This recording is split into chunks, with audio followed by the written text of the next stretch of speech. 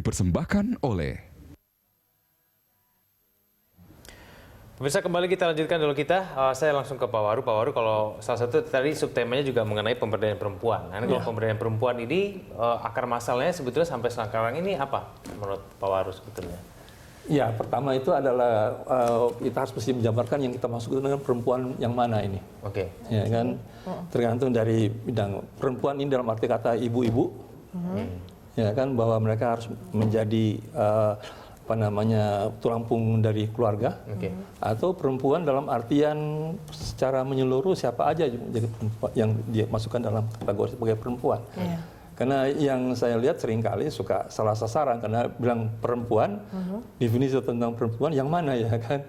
Ya kan, yang kalau di Jakarta sendiri seperti apa untuk kalangan perempuannya, lebih kemana? Karena kalau perempuan itu kan diperlakukan semua, siapa perempuan itu sama. Padahal yang paling mendasar di dalam perempuan adalah peran dari seorang ibu. Ya kan, seorang ibu. Dan khususnya ibu-ibu muda juga ya kan. Karena Jakarta ini kalau kita lihat penduduknya sebagian besar juga dari kelompok yang masih muda secara pendudukan ya kan.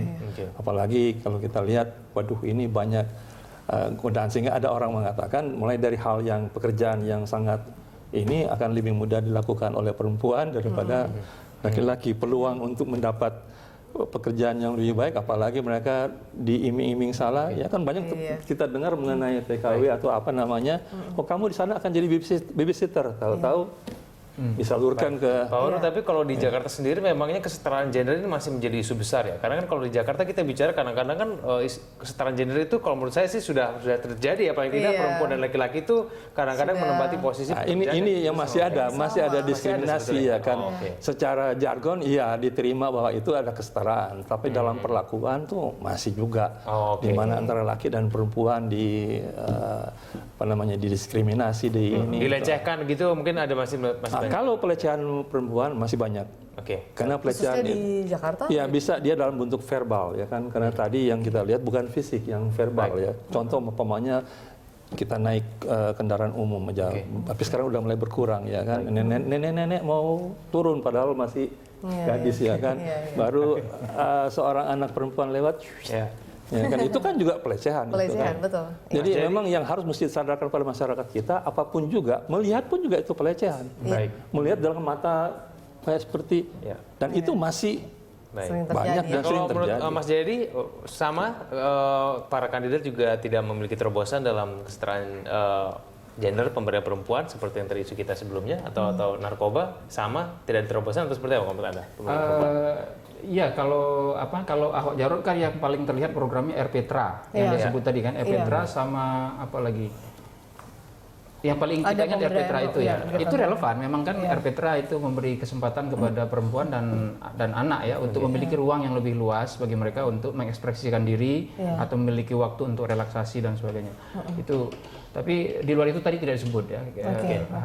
Harusnya disebut lebih banyak. Bagaimana program untuk pemberdayaan perempuan seperti nah itu yang soal pemberdayaan perempuan kalau tidak salah disebut oleh Anies Sandi dalam soal perempuan wirausaha misalnya itu untuk memberdayakan OKOC tadi ya, jadi bagian dari OKOC misalnya gitu, atau misalnya yang disebut juga Ahok Jarot dan Anies Sandi sama ini soal perlunya melibatkan organisasi-organisasi masyarakat yang concern dengan masalah-masalah perempuan. Dan ini berpengaruh kepada suara perempuan untuk memilih mereka nantinya dengan jawaban mereka, atau perempuan kalau karakternya? Dari survei ya, kalau kita breakdown itu perempuan tampaknya tersebar di ketiga kandidat ini, tersebar.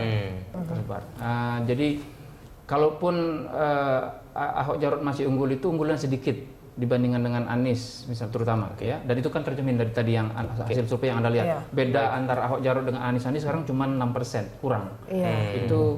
Itu di dalam 2 kali margin of error, artinya bisa jadi selisihnya lebih kecil dari itu. Kalau bisa tersebar, padahal Agus Silvi ada keterwakilan perempuan situ sebagai wakil, tapi ternyata tersebar semua. Baik, kita akan tidak terlalu berpengaruh. Tidak terlalu berpengaruh ternyata ya. Belum terlalu dieksplorasi oleh pasangan Agus Silvi. Kita masih punya satu segmen terakhir, kita akan bahas lebih lanjut nanti usai jeda. Pemirsa, kami akan segera kembali.